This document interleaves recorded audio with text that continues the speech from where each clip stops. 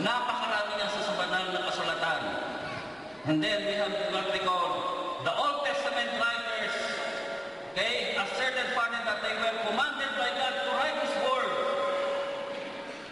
Maliwanag na sa banal na kasulatan, maraming beses din ang Diyos ay sinabihan silang isulat ang kanyang mga salita.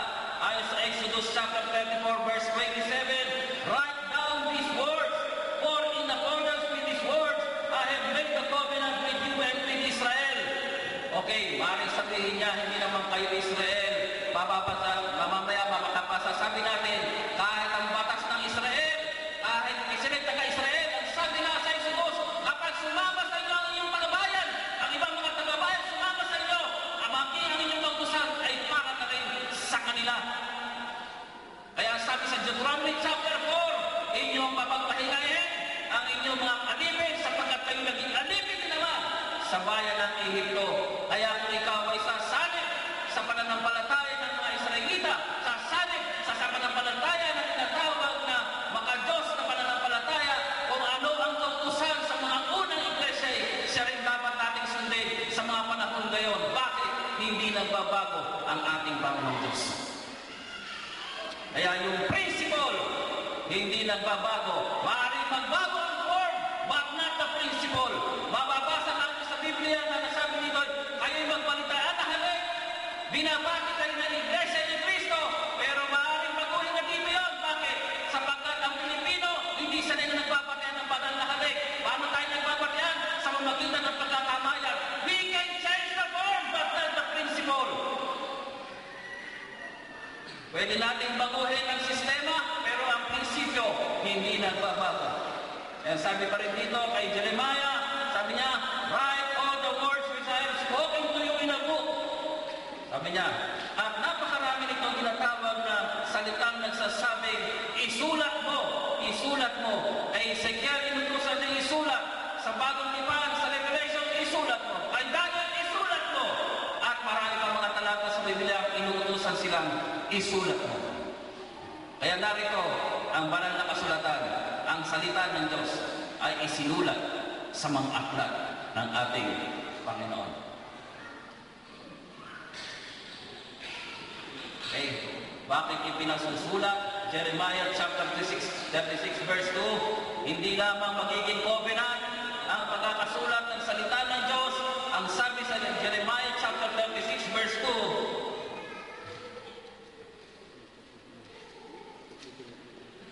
2, ito sinabi, kumuha ka ng isang balumbon at iyong isulat doon ang lahat ng salita na aking sinalita sa iyo laban sa Israel at laban sa Juda at laban sa lahat ng mga bansa.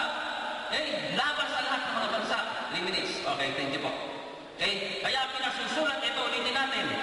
Kumuha ka ng isang balumbon.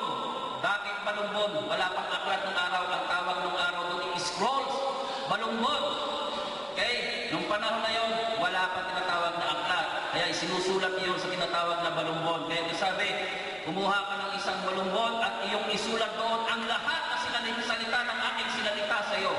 Laban sa Israel at laban sa Juda at laban sa lahat ng mga bansa. So lahat ng mga bansa, mula ng araw na magsalita ako sa iyo. Okay.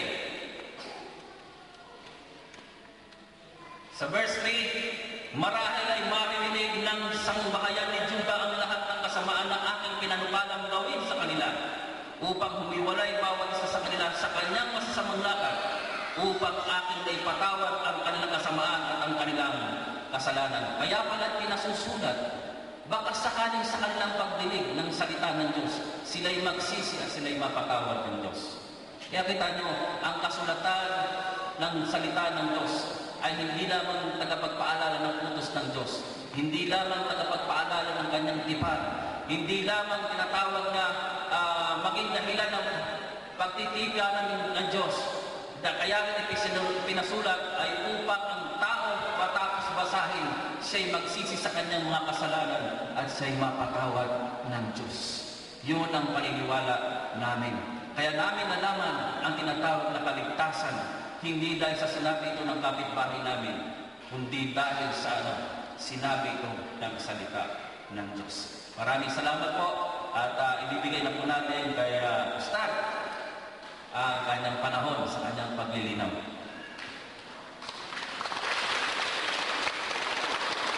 Napakaganda po ng ating unang salmo at bati po sa ating napagkasunduan.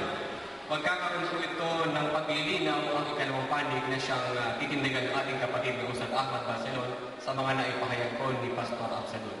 Ang 8 minuto,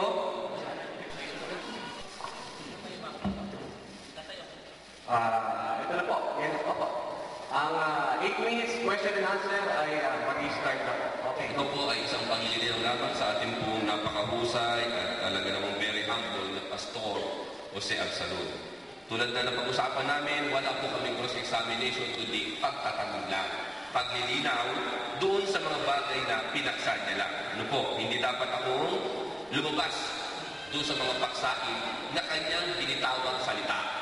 Bilang pagrespeto po sa usapin. Ganyan po ang respetuhan ng mga nagtatalakayan para hindi nagkakaroon ng kaguluhan. Ganun lang po yan. Ano po? So, paglilinaw lang. Kagalang-galang na Pastor Professor Jose Absalon, ito po ang inyong binigay na verse kanina, Deuteronomy 4:2. Ang sabi niyo po kanina ay binasa ninyo na huwag dadagdagan o babawasan ang salita ng Diyos. Tama po yun. Nang sa ganun ay perpektong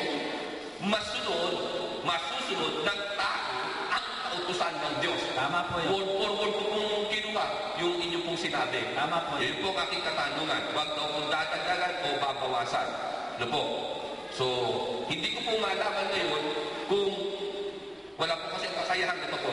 Kasi ito po ang inyong pong kakayahan ng Biblia ninyo. Ang una ko po katanungan dito dahil hindi ko po malaman kung ang Biblia kawak po ninyo ngayon na ipapakilala na salita ng Diyos ay nadagdagan ba o nabawasan. Gusto ko muna pong itanong, ganito po. Para malaman ko kung nadagdagan o nabawasan po yung Biblia ang ipinakikilala ninyo ay unang tanong ko lang po muna po ay ilang chapters po ba ang Biblia? Ilang kabanata? Para malaman ko po kung nabawasan po ba o nadagdagan. Ano po? Yung original pong Bible, walang chapter.